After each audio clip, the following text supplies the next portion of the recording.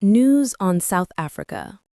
A sharp shift in South Africa's fiscal strategy has quietly rippled through global markets, and it may reshape the country's economic future.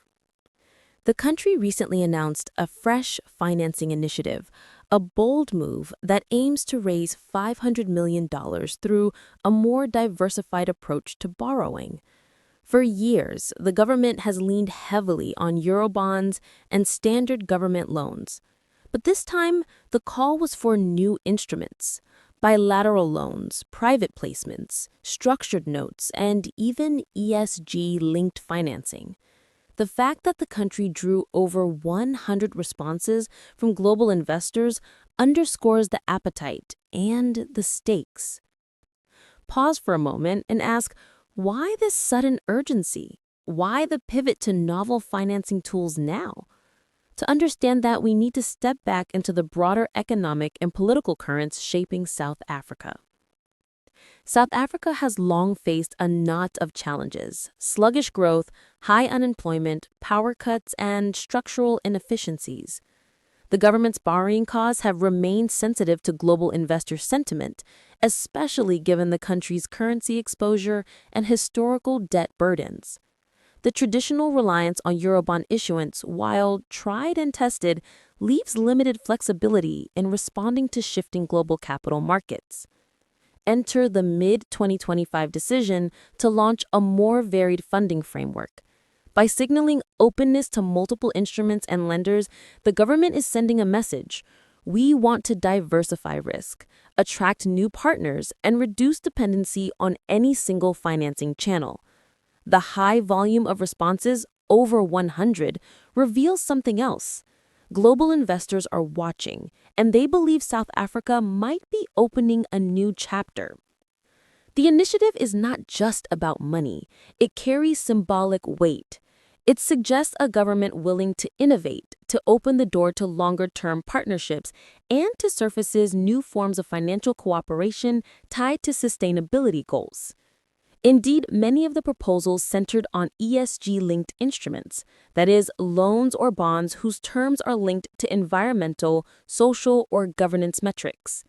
The fact that such proposals were particularly abundant speaks to a convergence. South Africa wants capital, and investors increasingly want impact. Of course, the backdrop remains complex. Borrowing conditions for many African countries are currently favorable, but that does not mean risk vanishes. For South Africa, the challenge is to turn this access to capital into real economic uplift. Infrastructure built, jobs created, power supply stabilized.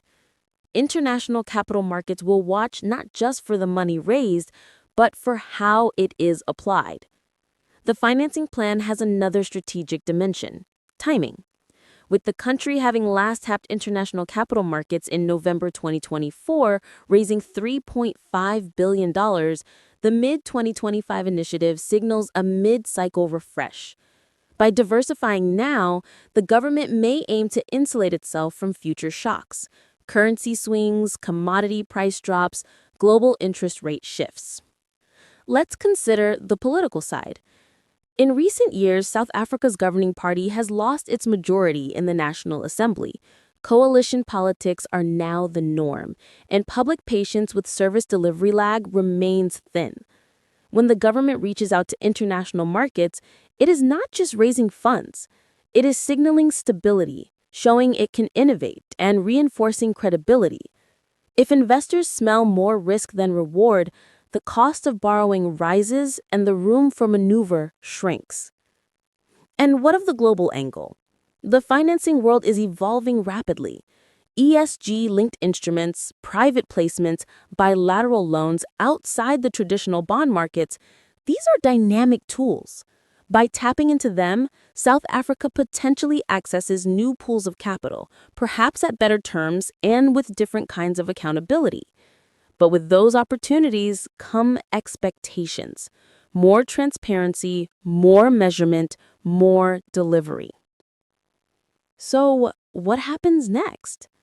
The country's treasury has indicated that the minimum target of $500 million will be comfortably met. But meeting the target is only stage one. The second, more difficult phase is execution, selecting which instrument to issue, at what maturity, under what terms, and for what earmarked uses. Then comes monitoring. How will the funds be used? What safeguards will be in place? What returns, economically, socially, will accrue? Investors will ask these questions. South Africans at large will too. In a country where power cuts, infrastructure bottlenecks, and high unemployment remain daily realities, the promise of new capital brings hope and risk. If funds flow into well-planned, well-executed projects, the impact could be meaningful. But if the funds sit idle or deliver limited proof of impact, the rhetoric of innovation may ring hollow. As we fast forward towards the closing of this financing window, one key question looms. Will this initiative mark the beginning of a new model of development finance in South Africa? Or will it simply be a one-off tweak in the traditional borrowing playbook? For now, the signal from global markets is clear. Yes, there is appetite. The government has set the stage. The rest will hinge on delivery, on transparent governance, smart investment, and visible returns.